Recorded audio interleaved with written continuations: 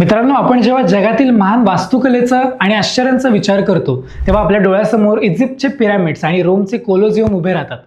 पण आज आपण आपल्या महाराष्ट्रातील एका अशा वास्तुकलेबद्दल बोलणार आहोत जी पाहिल्यानंतर जगातील मोठे मोठे इंजिनियर्स आणि आर्किटेक्ट सुद्धा थक्क झाले. होय, आपण बोलत आहोत छत्रपती संभाजीनगर जिल्ह्यातील जागतिक वारसा स्थळ असलेल्या अजिंठा आणि वेरूळच्या लेण्यांविषयी. साधारण 1500 ते 2000 वर्षांपूर्वी जेव्हा आधुनिक क्रेन नव्हत्या, पोकलेन नव्हते की कोणतेही अत्याधुनिक विज्ञान साधने नव्हती, अशा काळात केवळ एक छिन्नी आणि हातोड्याच्या बळावर अख्खा डोंगर कोरून अद्भुत लेण्या कशा तयार केल्या गेल्या. वेरूळचे ते जगप्रसिद्ध कैलास मंदिर जे वरून खाली कोरण्यात आले, त्यामागे नक्की कोणती कला वापरली गेली होती आणि अजिंठ्याच्या लेण्या शेकडो वर्ष दाट जंगलात अचानक गायब का झाल्या, हे सर्व रहस्य, इतिहास आणि या दोन्ही लेण्यांमधील मुख्य फरक आज आपण या व्हिडिओच्या माध्यमातून अत्यंत सविस्तरपणे समजून घेणार आहोत. नमस्कार, मी रोनक सरनोबत. तुम्ही पाहताय अनफिल्टर्ड महाराष्ट्र.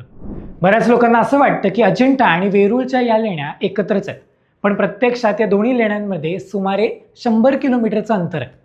त्यांचा काळ, इतिहास आणि बनवण्याची पद्धती एकमेकांपासून पूर्णपणे वेगळी आहे. अजिंठ्याच्या एकूण 30 लेण्या प्रामुख्याने वाघूर नदीच्या कडेला एका घोड्याच्या नाल्याच्या आकारात डोंगरात कोरलेल्या आहेत.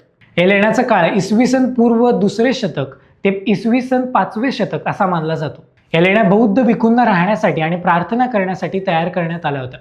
अजिंठ्याचे मुख्य वैशिष्ट्य म्हणजे तिथली जिवंत वाटणारी चित्रे. हजारो वर्षानंतरही चित्रांचे रंग फिके पडलेले नाहीत.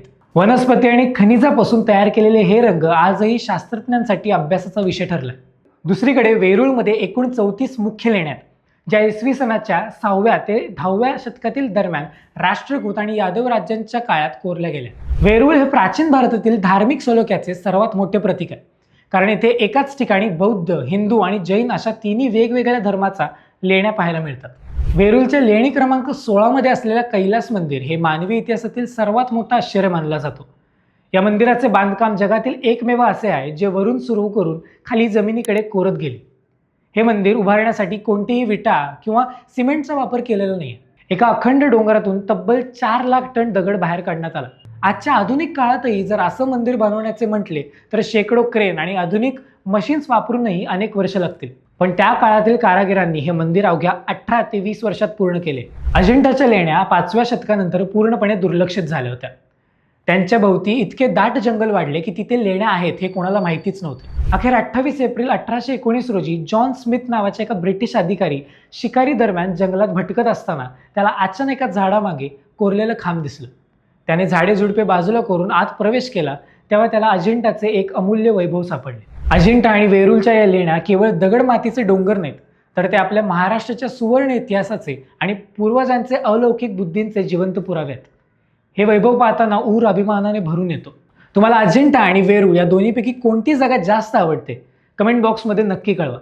व्हिडिओ आवडला असेल तर लाईक आणि शेअर नक्की करा आणि चॅनलला सबस्क्राईब करायला विसरू नका. भेटूया पुढच्या अशा रंजक व्हिडिओमध्ये. जय महाराष्ट्र. धन्यवाद.